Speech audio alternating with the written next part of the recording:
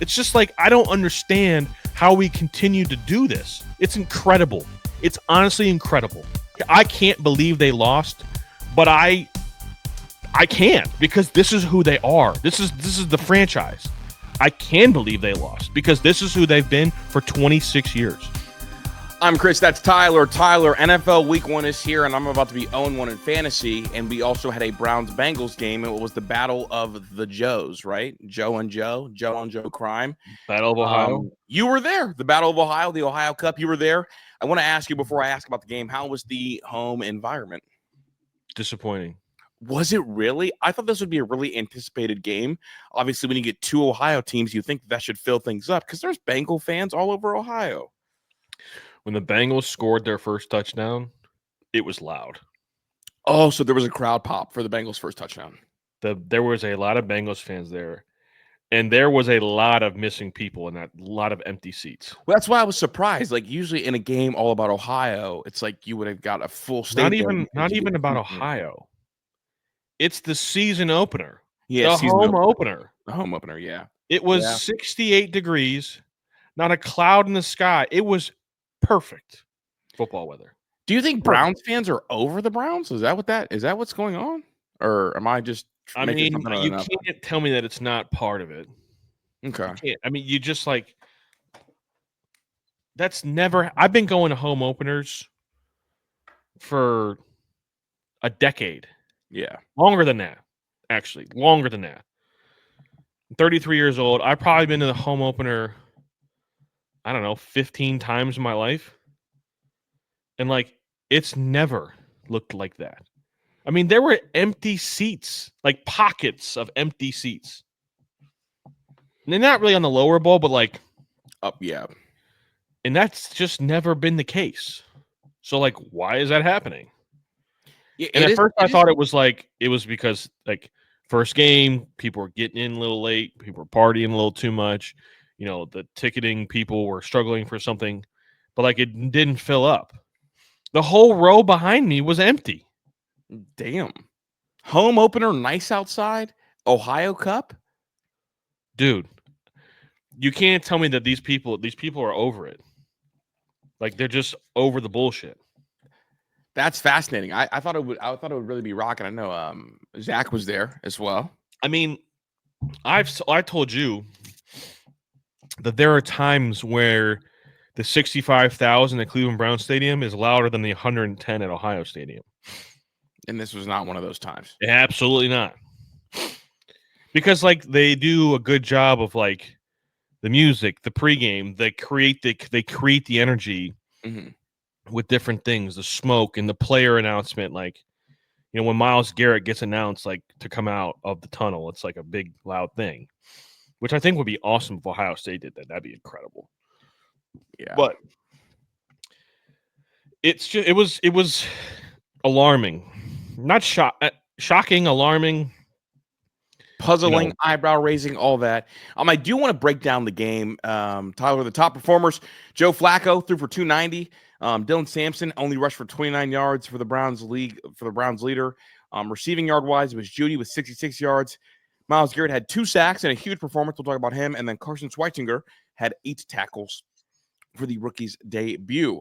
I want to kind of go quarter by quarter. What was your thought process when the Bengals went down and scored early? Did it feel like, okay, here we go, or you? Well, first of all, that was the fastest first quarter in the history of football. Very fast first quarter. 23 minutes of real time. Yeah, that's crazy. Like, that's crazy fast. From kickoff to the end of the first quarter was 23 minutes. This includes timeouts, includes media commercials, all that shit. It was insane. Yeah. I mean, the Bengals' first drive took 7.5 minutes, and the Browns' first drive took almost 10 minutes.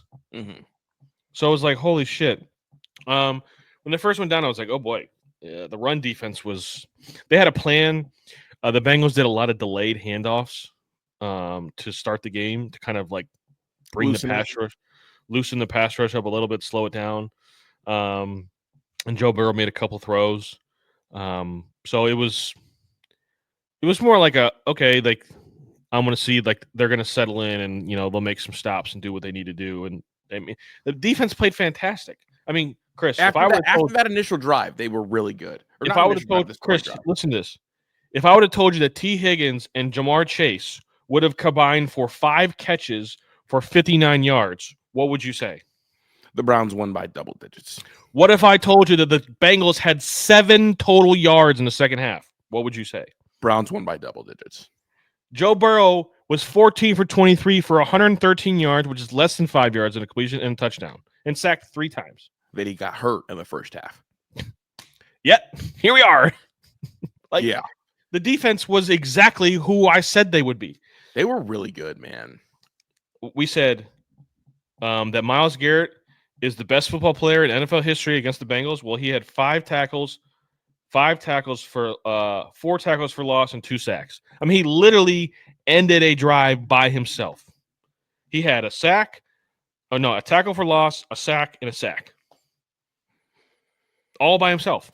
Honestly, like one of the things about him is sometimes he goes away in big moments, but he was there in a big moment. And that was in the fourth quarter. That was that moment. I even was tweeting about it. I said, now is the time for you to earn that contract. Bang, sack. Yeah. And bang, sack. He dominates the Bengals. I did see that yardage wise. What was it? The yardage wise, the Browns had 327 total yards, and the Bengals had 141. So under 150 total yards, and they still won the game. Remember what I said during our preview is that the Browns are going to have to score 17 or more points every game because the defense should be that good.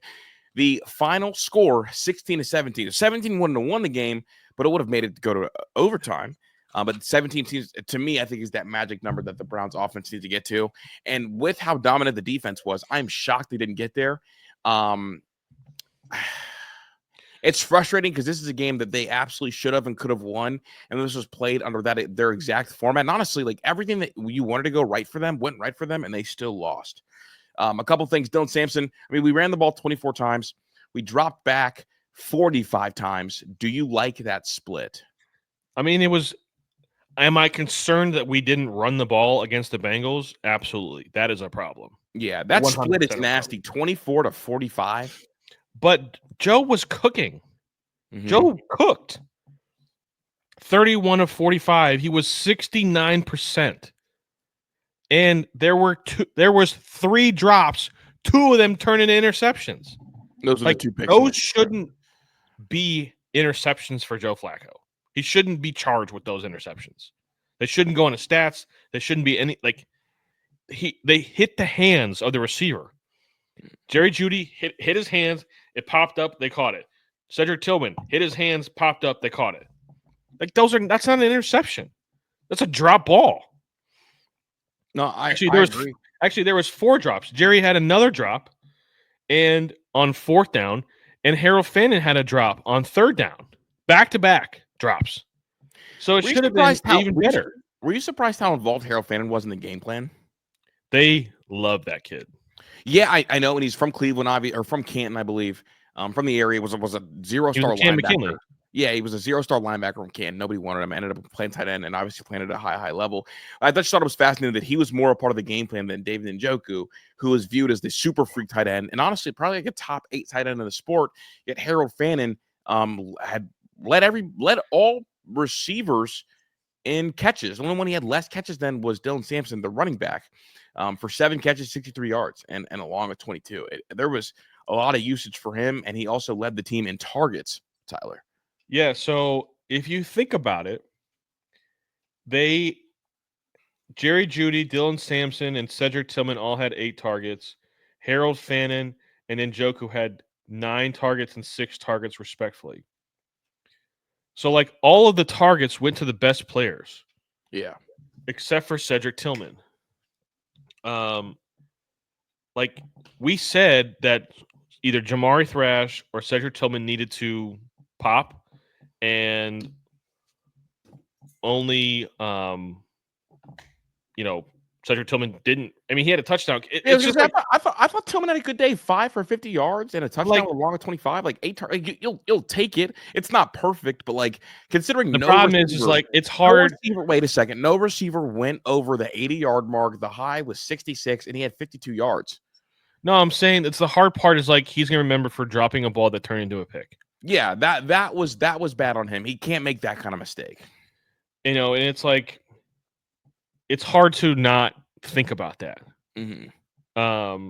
So like, did he play? He played good until he didn't, and like, so I guess it's not fair to say that he didn't play good. It's just that's your last memory you have of Cedric Tillman today was him dropping a ball that he should have caught. It hit him in the hands. He dropped it. It popped up and it ended the game.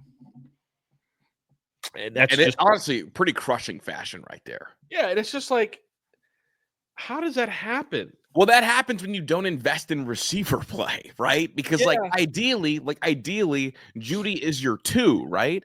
And ideally, that's Judy there. And I know Judy had the drops throughout the day, but we all know that Judy is a better receiver than Tillman. And so when you refuse to have any kind we of also know that Jerry Jeudy isn't a true 1. Right. So I'm saying like everything gets bumped up the board when you don't have a true 1, right? And it's not about, okay, like Jerry Jeudy the issue when you don't have a 1 isn't like, oh, Jerry Jeudy can't carry the load. It's, well, who ends up becoming your 2 if Jerry Jeudy isn't your 2? And that's what happens, right? Everybody gets bumped up 1. Yeah. So, but like, I think the lack of running, the effectiveness of the run game is a problem. They need to fix it ASAP. Otherwise, they're going to win no games. Well, did they lean on it enough to even get it going? I mean, I don't know if they had enough patience for it. The problem is Joe was really good. Like, yeah, and Joe wanted to rip it, clearly. And the thing about it too is like, it was so nice to see a quarterback that had control of the offense, that knew where the ball was supposed to go, was taking what he was given. He actually showed some decent mobility getting out of the pocket, making a few nice throws out of the pocket on the run. And it's just like, dude, like, just give him a little bit of help. And he's like such an adult.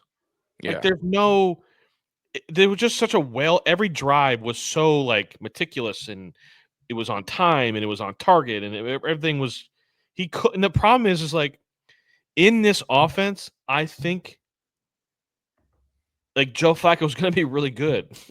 I just think it's such an offense built for him. You can't drop back 50 times. So, like, I hear you. Like, if a quarterback's good, fine, but you cannot drop back 50 times, dog. Well, the problem is, I will say this. Right, that's that you can that's ridiculous to drop back 50 times in this game. Well, the problem is the last probably 15 plays that they played. No, 21 plays. They were actually, the whole fourth quarter they were losing. So I mean, losing by 1. I was going to say it's a 1-score game. That's not a reason to give up on balance entirely. Like, to drop back 50 times, Tyler, is absurd.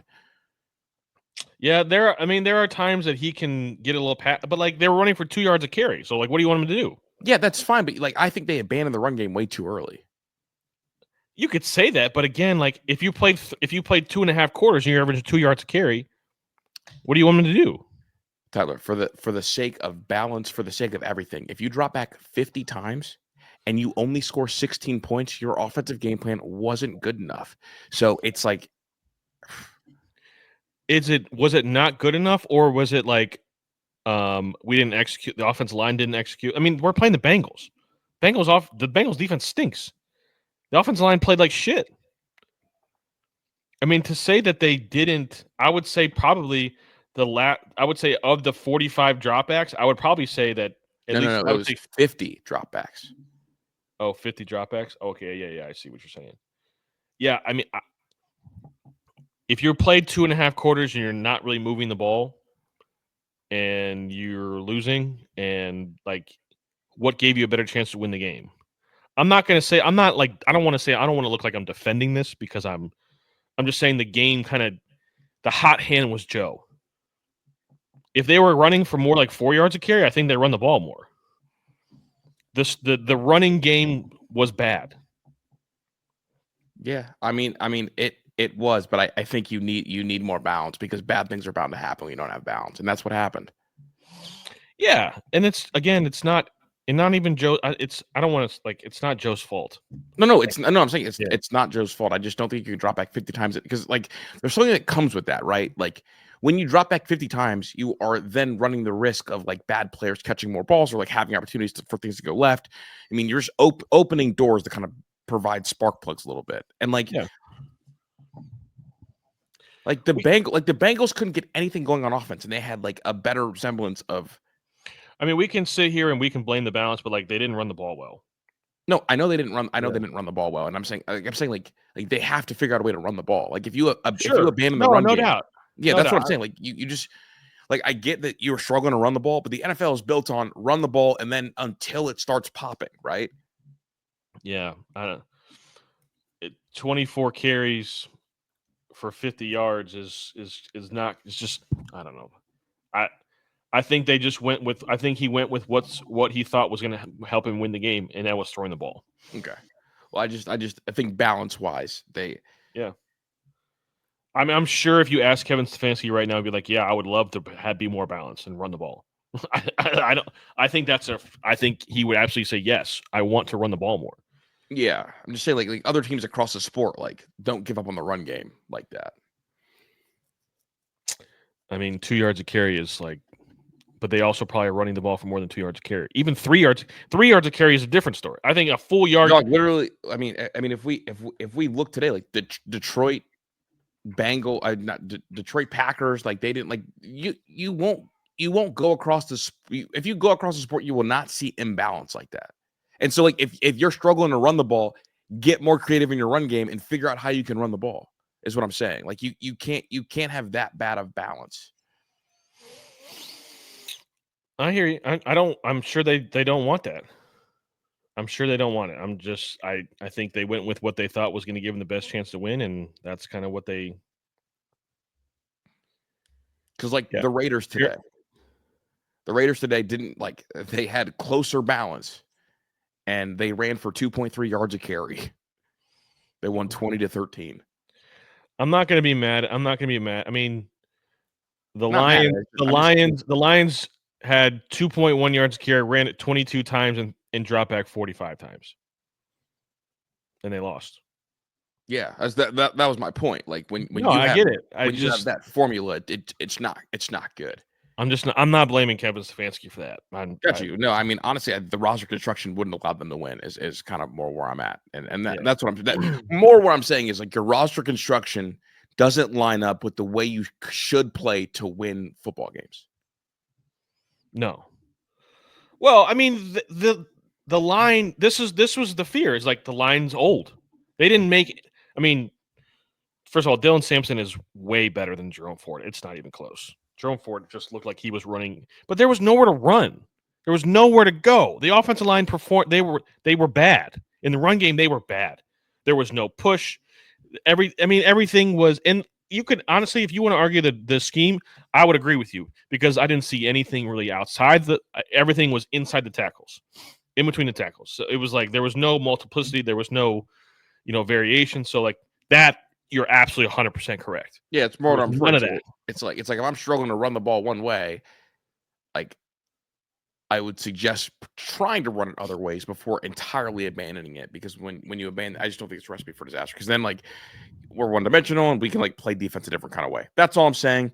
If they can't run the ball against the Bengals, they're going to have a hard time running the ball against anybody. That is also true. Dude, it always surprises me when NFL teams have kicking issues. This is becoming almost like a biblical story. Not having a kicker is like showing up to work late all the time but not setting an alarm. Yeah.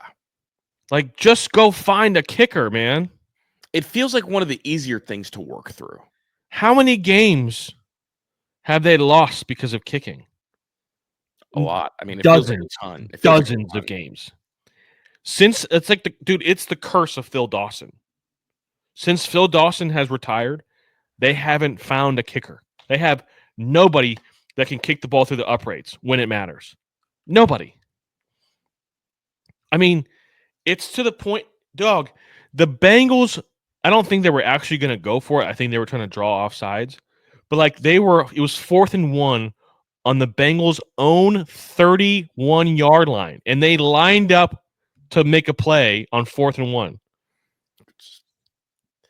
Now, like I don't think they were ever going to snap the ball, but like think about that. If they were to snap the ball, they were basically telling the Browns, like, your guy ain't gonna make this kick. You have a college kicker. No one's making a kick. Not even a college kicker. This is a middle school JV kicker.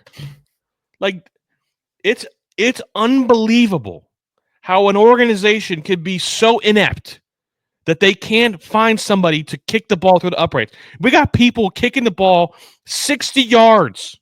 Pittsburgh beat the Jets on a 60-yard walk-off field goal. You know what we saw? We saw the Chiefs do an emergency fire drill and make a 59-yard field goal.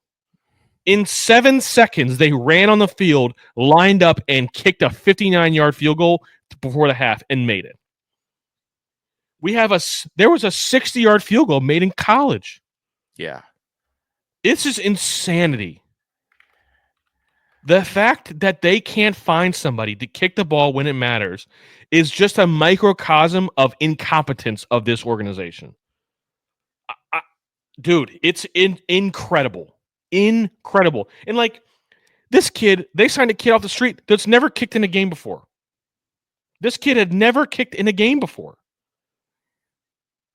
Andrew Berry drafted a quarterback, our kicker. Yeah, drafted in the kicker, 5th round, which is a money pick, to be honest, or right on the fringe of money pick. And he's not even on the team. He was gone last year. It is just a prime example of incompetence. Yeah, that's all this is. Find somebody that can kick the fucking ball through the uprights. These weren't even like 50-yarders.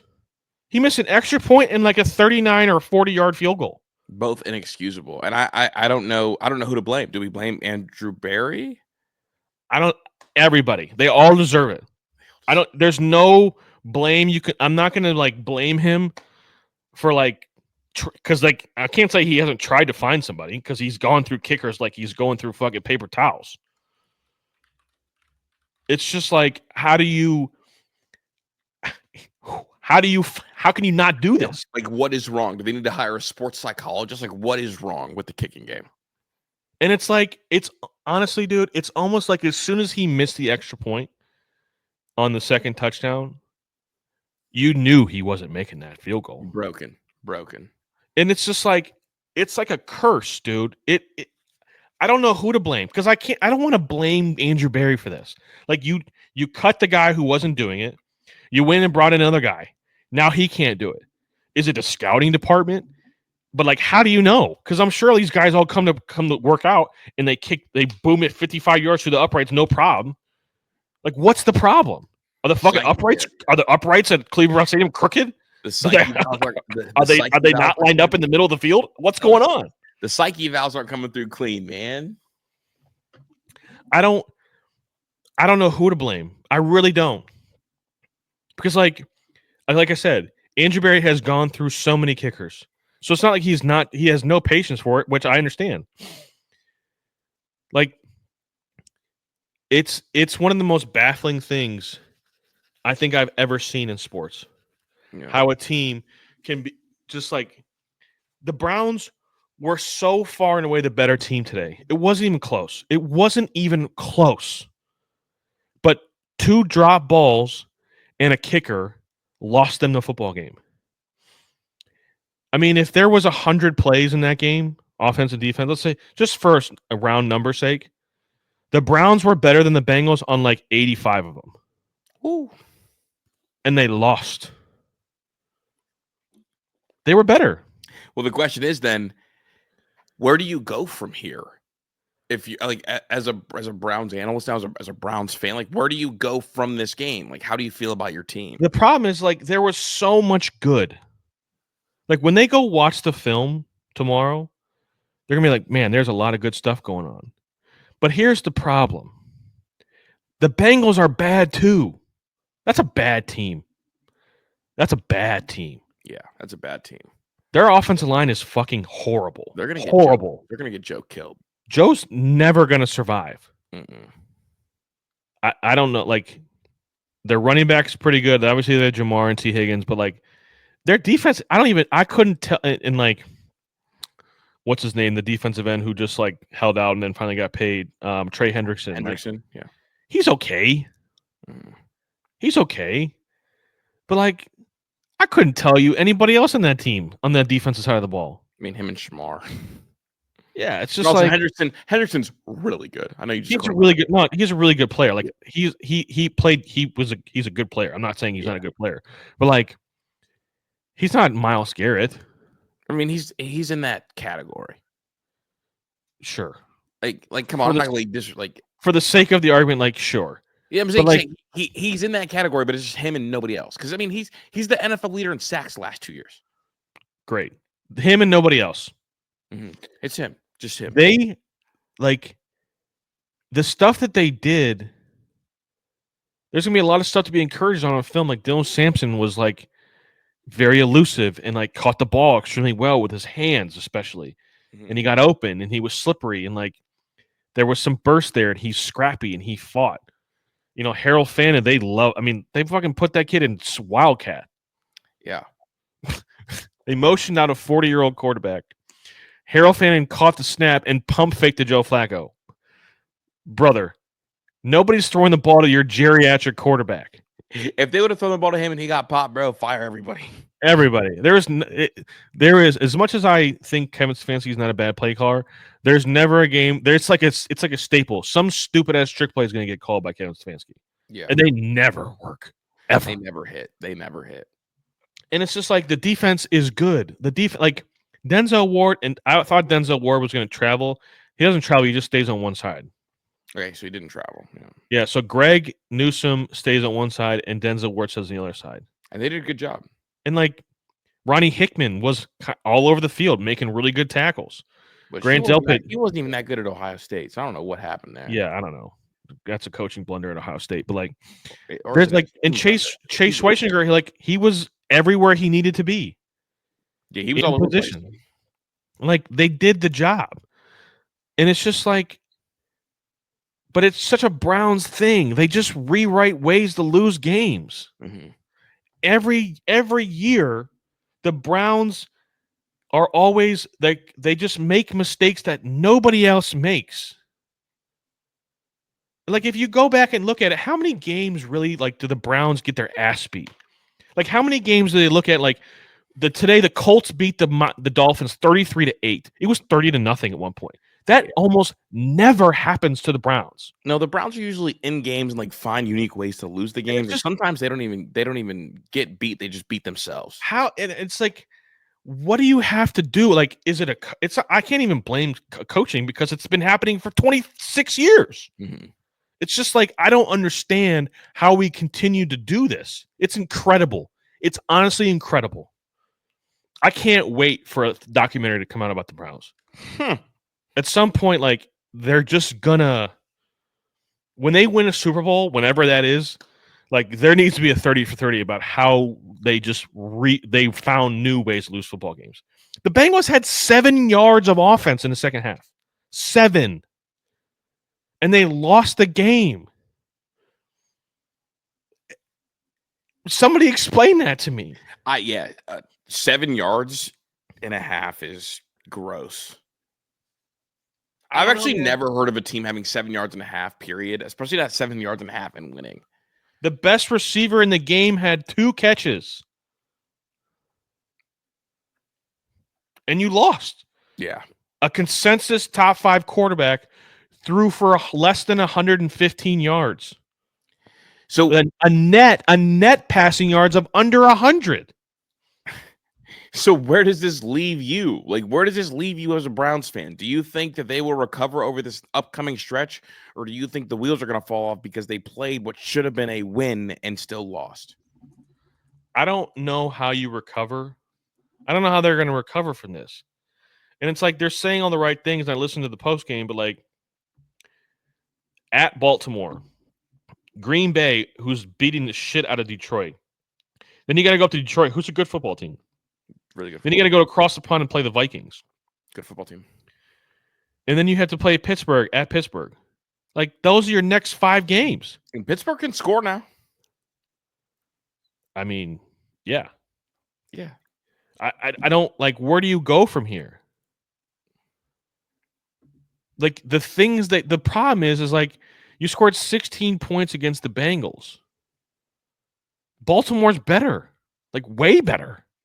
And they'll stress you more defensively. Obviously, they'll score more than 17. It's just, it's.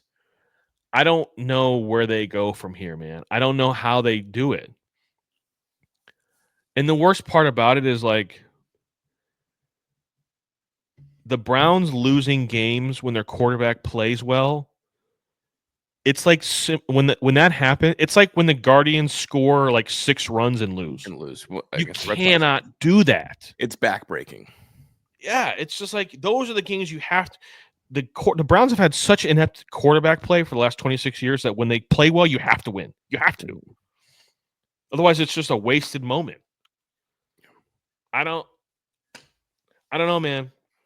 It's just going to be a situation where, like, what's going to happen is they're going to lose the next 5 games because they're just not as talented as the other team is. And it's going to be like they're going to bench Joe Flacco and everyone's going to be mad because Joe Flacco's playing fine. Yeah, no Shador chance. Yeah, because everybody loves, like, that's the thing. It's like everybody loves Joe Flacco. Everybody likes, in Cleveland, the moments he gave them in 2023, there's no way they're going to boo Joe Flacco. Especially when he's throwing for 69%, almost 300 yards and, dotting everybody up. Tyler, do you have an offensive and defensive player of the game? No, fuck no. You've been on this like rant. You just really, it's funny. You're ranting like you can't believe they lost, but it's more that you can't believe they lost and outgained them by so much, is what I think I'm picking up. The worst, no. And like you can believe they, I can't believe they lost, but I can't because this is who they are. This is the franchise. I can believe they lost because this is who they've been for 26 years. I mean, this is another example of who they are as a franchise. If you wanted to ask me an offensive MVP, I'd say Joe Flacco, and a defensive lot was Myles Garrett. Okay. There you go. You don't know what something positive happened is that I was 2-1 in my NFL picks this week. You were. My Giants stopped you from the sweep. They looked like shit today. Browns covered. Buccaneers covered. Mm-hmm. Giants did not cover. They got beat pretty bad. Yeah, Michael Penix, man, 298, led the game in that, and then Baker Mayfield threw for 3 touchdown passes. Yeah, Bijan Robinson had 6 receptions for 100 yards, led the game. Mm-hmm. Be really good. Shout out to I'm those. I'm playing against Bijan in fantasy, so that sucked. Yeah, we're both having a down week in fantasy. All right, dude. The Guardians, they won't go away. They are now 2.5 games back. They had a win over Tampa Bay today. You find another example of 2 sports teams in a city with opposite ends of the spectrum? No, I don't think so. One franchise has talent and just refuses to be tough enough mentally to win games. Another team is so under-talented, underfunded, talent deficient everywhere, and just finds ways to win baseball games and just stay in it. It is polar opposite. It's just like... I was just going to say they're still in it, and it's funny because it's like, I don't know if it's cruel for the fan base or nice for the fan base because everybody's like teetering and like on the way, okay, like this isn't happening. They're not making the playoffs. To then every time you turn around, this team will not go away, and they're 2.5 games back, and you see Seattle slumping. Now you're 2.5 back of Seattle, but you're still behind the Rangers and the Royals. But it just feels like this team's going to accidentally get in, aren't they? I mean, not there yet. Are you not, Tyler McCormick? Are you letting them back into your heart? No. No, because like if they get in, I know what's going to happen if they get in. I mean, votes said nobody wants to see us. You have the worst offense in the sport. Everybody wants to see you. I would like to see you. Anybody with a heartbeat on a pitcher's mound wants to see you. Yeah. I mean, pitchers are like they're like you're the slump buster for pitchers. Yeah, well, you could just pound the strike zone because they don't really have a ton of power, but they have been slugging a little bit recently. Guys have been hitting the ball out of the yard. They just like the culture of the Guardians is just something that doesn't get talked about enough. Mm-hmm. They refuse to quit. They show up to the park every day. They play their ass off every day. They compete every day as best as they can. And some days they just aren't good enough. And I think that's easier to live with. Like the Browns were the better team. They were good enough, and they still didn't do it, which makes it even worse. But the Guardians are a team that just they show up, they play as hard as they can, and the days that they aren't good enough, like whatever. That's frustrating. Yeah, We they're can get very mad at the rarely the ownership. better team, but they just get it done. Yes. And like we can get mad at we can get frustrated with the coach, the managing of Stephen Vogt. We can get frustrated with the players, but like we never blame the players for not trying or Mhm. or making, mental errors and like giving up with body language or whatever. Like we can on the days that the Guardians lose, most of the time we're getting mad at the front office. Like we get mad at things for, certain things of like, we were so close to a World Series and like now we have our active payroll $65 million. We had the worst offense in baseball. Which is I gross. need somebody to answer that question. Yeah, that's Like gross. if at the end of the season, Chris Antonetti and Paul Dolan need to answer for that. Mhm. Somebody has to ask them why this happened. Why are we the worst why are we the worst hitting team in baseball? Somebody needs to answer for that issue. But like we're putting it together with like glue and tape. And it's just like they're just out there competing their ass off and like giving the city something to cheer for, the fans something to cheer for and keep up with. I mean, 3 weeks ago, we everybody said it was over. And here they are, just like they just took 3 out of 4 from Tampa Bay. One of the things that happened that I think is really shocking, it makes me think, okay, they might get in. August just ended, right? Yep. September just started. They made it through August without being completely eliminated, and Jose Ramirez hit 219. Yeah. He was not good in August. August was his worst OPS by a wide margin. And he's starting to figure it out. And now, so far in September, I know it's early, his batting average up to 304. His on-base percentage is 360 for the month so far. His slugging is up over 100 points, and his OPS is up over 160 points. So it's like if you were not eliminated and Jose Ramirez was hitting 219, and now you're starting to see the smoke, like the lighter's flickering a little bit. If he holds it up to the paper and it catches fire, this team could get everybody hooked back in, right? Because we're one Jose Ramirez heat streak away from everybody like, uh-oh, here come the Guardians. We knew they were going to do it the whole time.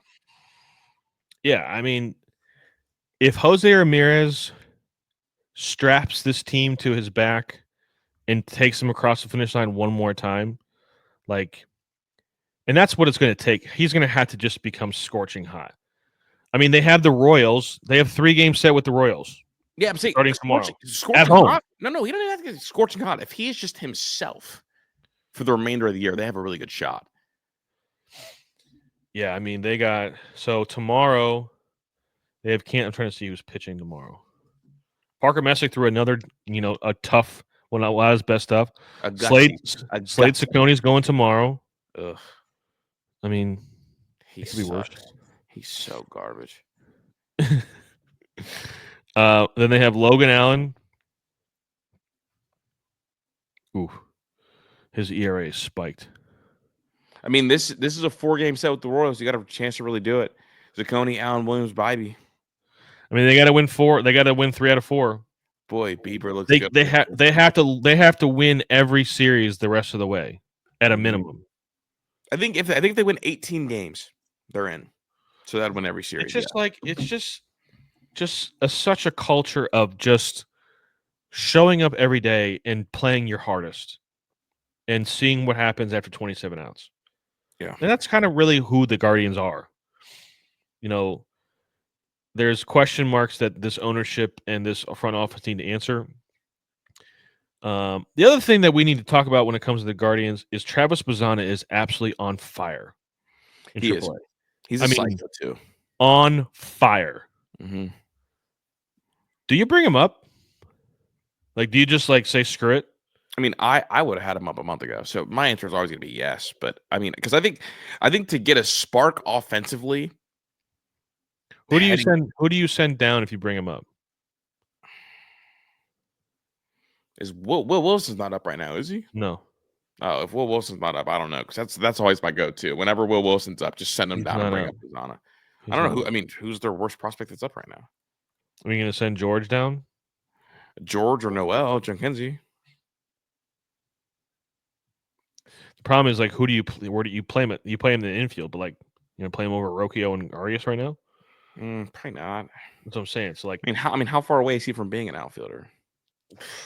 I don't think he's played one single game in the outfield. Yeah, that's the issue right there. Because what did the A's do?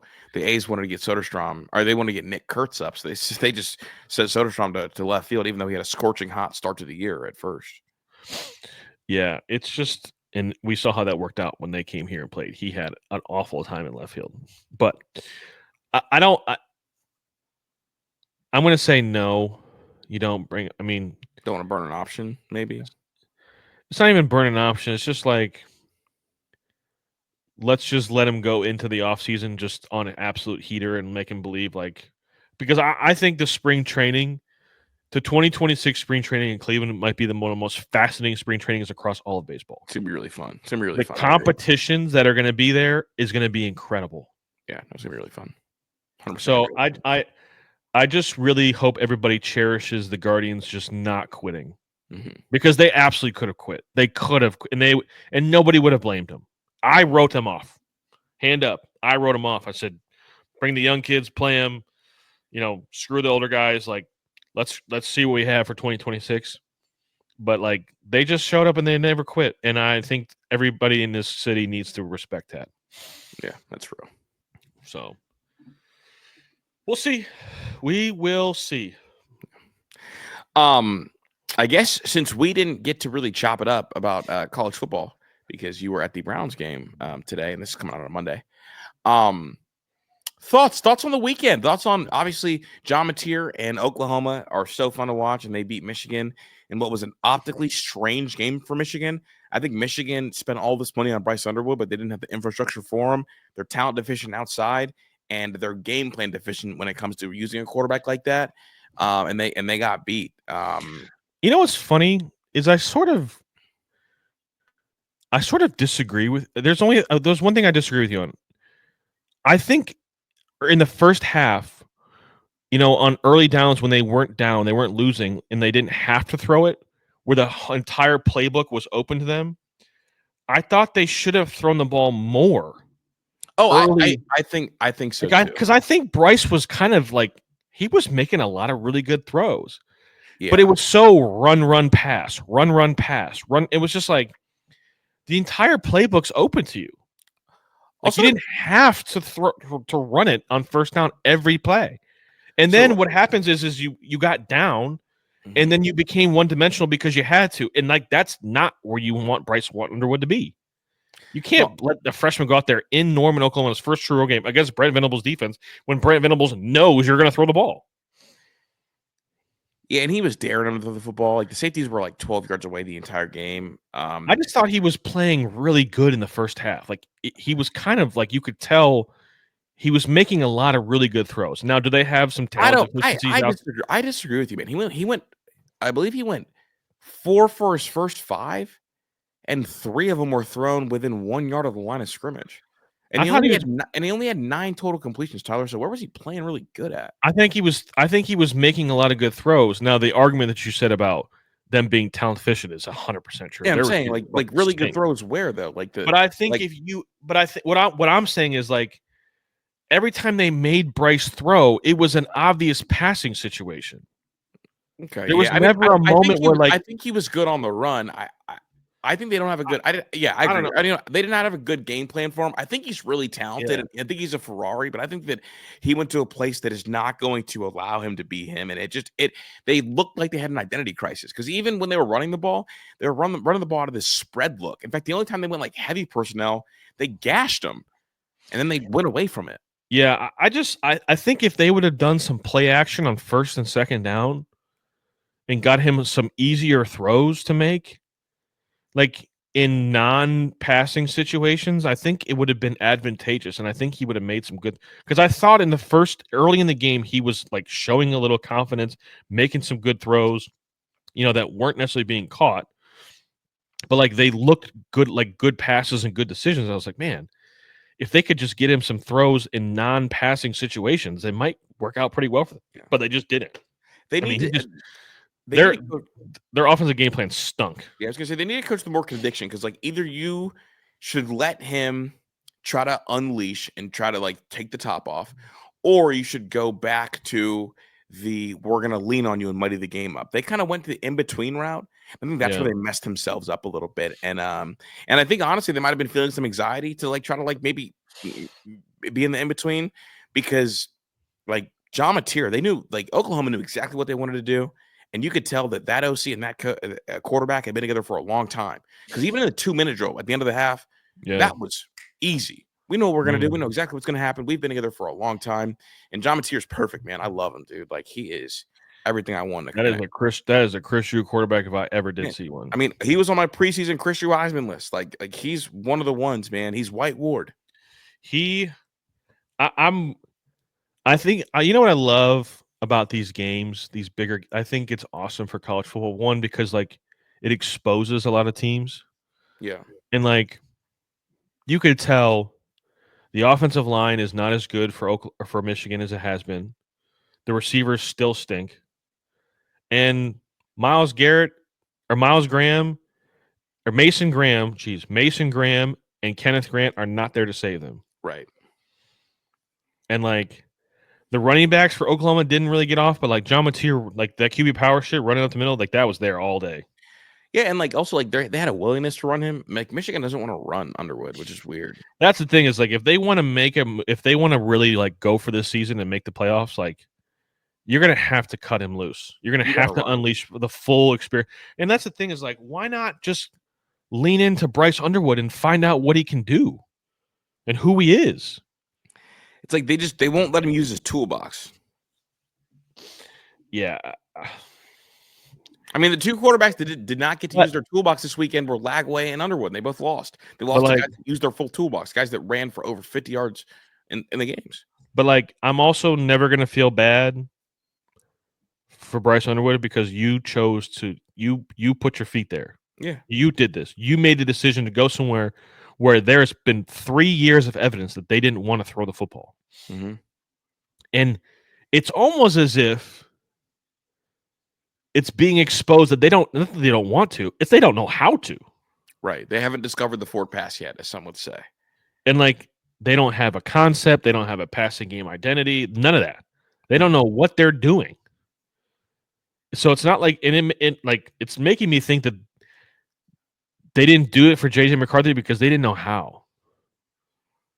Yeah. And it's not well, and they were so good offensive line wise, they didn't feel the urge to know how. And he was so like into Michigan that he didn't care. Yeah. Underwood is also into himself. Yeah. So again, I don't feel bad. This is the bed that you decided to lay in, and you gotta deal with it. Clemson stinks. Yeah. I love that it makes the LSU win look not as good too. Yeah. Clemson stinks. Florida stinks. I mean, if you're Florida, like the Billy Napier experience is like the clock is actually ticking now. I'd fire him today. Like you can't lose that game. I mean, I know that South Florida's probably going to make the playoff. Yeah, that's what people think. Yeah, I mean, yeah. If they don't. But also, like, here we go. You know why I'm firing you today, Billy Napier? Because maybe the big dog's not available, but I could at least get that coaching staff that just beat you. Yeah. That's the worst I could get. Yeah, and that's better than you, clearly. Better than you.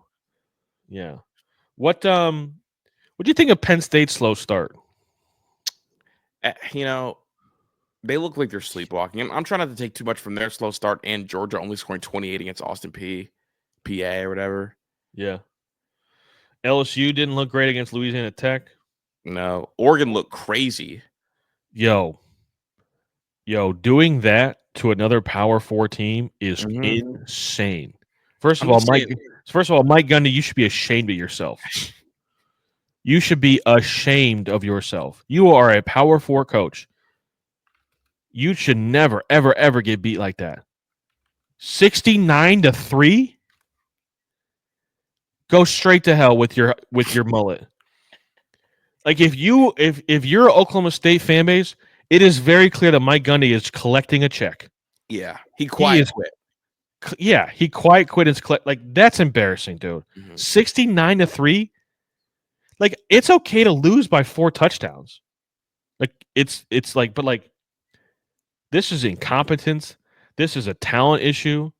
And like you can blame money all you want to, brother, but that's not a money problem. Oregon Losing by 66 points is not a money problem. Yeah, Oregon beat you by more than Nebraska did Akron. Yeah. Yeah. Can't happen. No.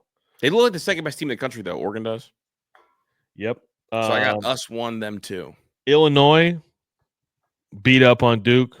You They're texted really me and said Duke's got dudes, and I was like, well, they have one bendy freak athlete. But other than that, I mean, Illinois, I think it's really cool because they're going to run the ball a bunch, and Luke Altmaier is getting better. And it used to be on the Luke Altmaier pass attempts, let me not make a mistake. And it's gone from that to on my Luke Altmaier passing attempts, let me maximize. Yeah. They're going to be a really good football team. I said this on my long form drink yesterday. This is the final form of Brett Bielema's program. This is it. This is the ceiling. Yeah. This is as good as it's going to get, and I hope they capitalize. I hope they go 11-1. So I think they're more dangerous than last year's Indiana team.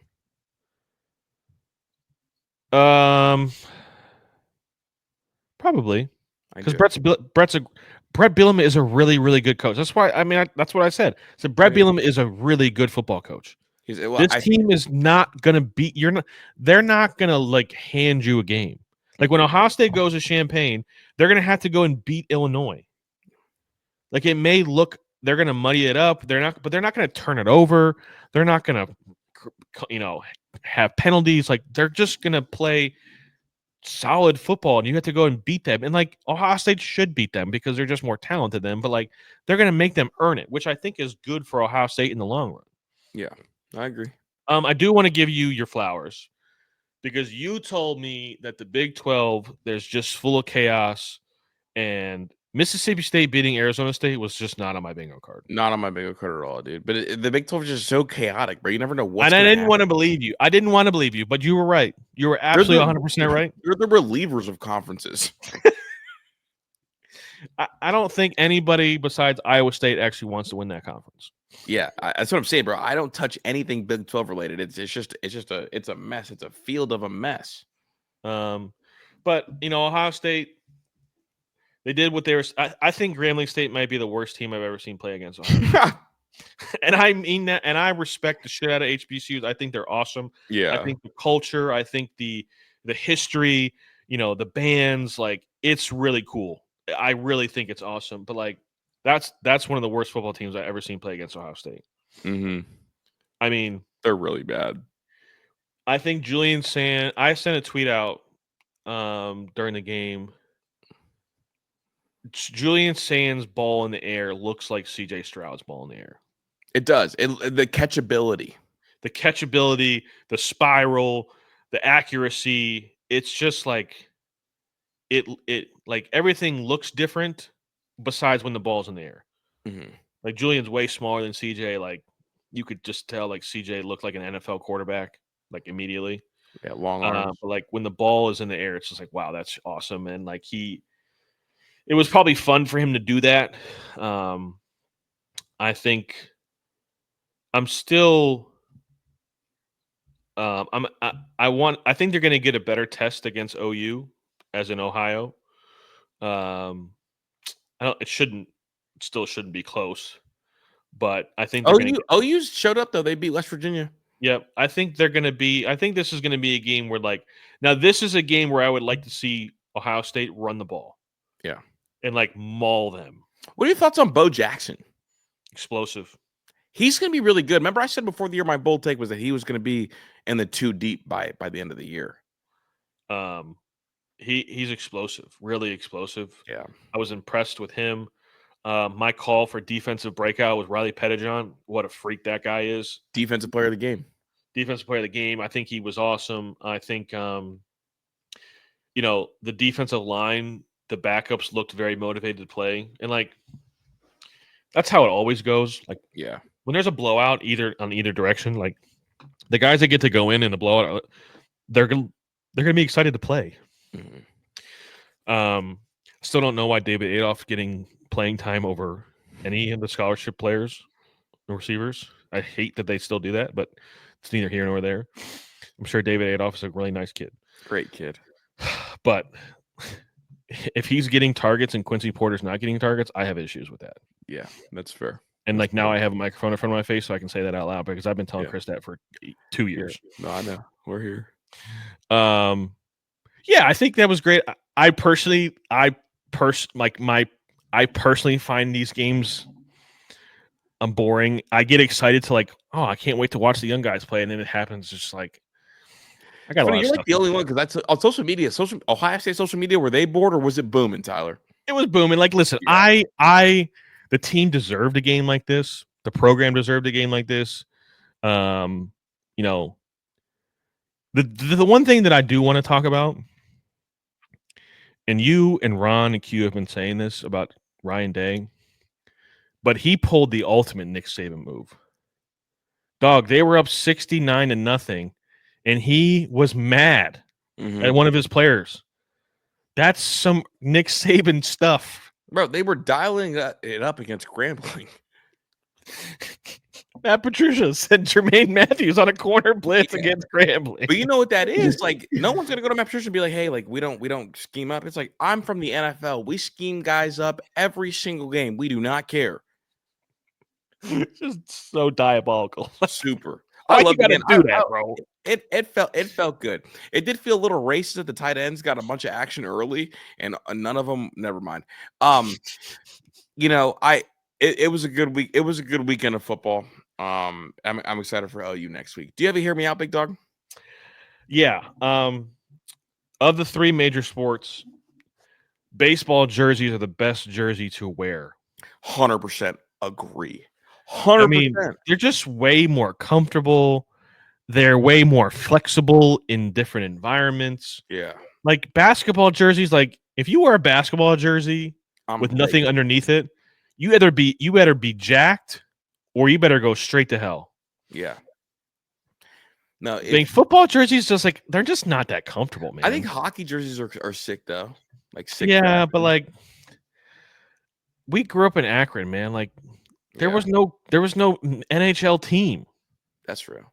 Like there's the Columbus Blue Jackets, but like I didn't grow up watching hockey. I think if there was a Cleveland NHL team, I think I would love hockey. I think I could really get interested and get behind hockey.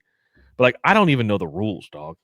Me either, bro. I can't watch it on TV. I can't play the video games. I can't do none of that, man. Call me simpleton. Don't care. But back to the jersey thing. Like I saw this dude had a Cleveland Browns baseball jersey, and I was jealous as hell. Yeah. I was fired, dude. I'm like, baseball jerseys are so much more because like if you want to be casual, you can like leave them unbuttoned. Yeah.